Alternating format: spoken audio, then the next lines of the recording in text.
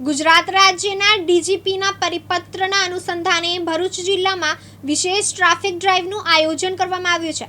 આ અભિયાન અંતર્ગત હેલ્મેટ અને ટ્રિપલ સવારી જેવા નિયમોના ઉલ્લંઘન બદલ વાહન ચાલકોને દંડ ફટકારવામાં આવી રહ્યો છે।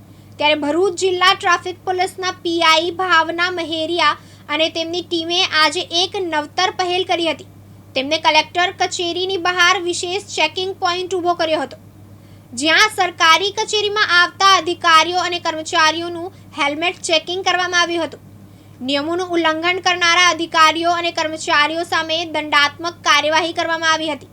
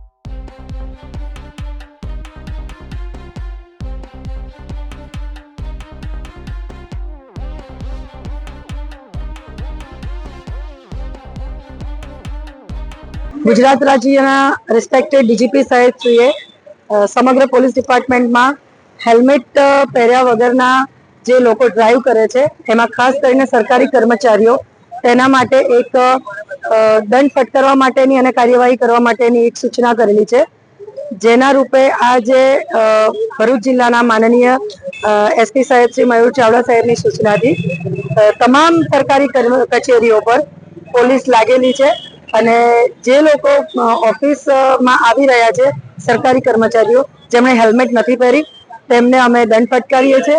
ઘણા બધા સરકારી કર્મચારીઓ આ મેસેજ જોઈ અને હેલ્મેટ પહેરી છે અને ઘણા બધાએ જેને નથી પહેરી એમને અમે લોકોએ દંડ ફટકાર્યો છે અને એ લોકોએ અમને આજથી પ્રોમિસ આપી છે કે તેઓ રેગ્યુલર હેલ્મેટ પહેરશે।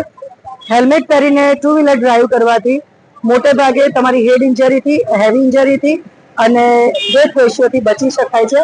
એટલે ખૂબ સારી એક શરૂઆત છે અને તમામ ભરૂચની જનતા એને ફોલો કરશે તેવી અમે આશા રાખીએ છીએ। જય હિન્દ। જીતુ રાણા, દિવ્યાંગ ન્યૂઝ, ભરૂચ।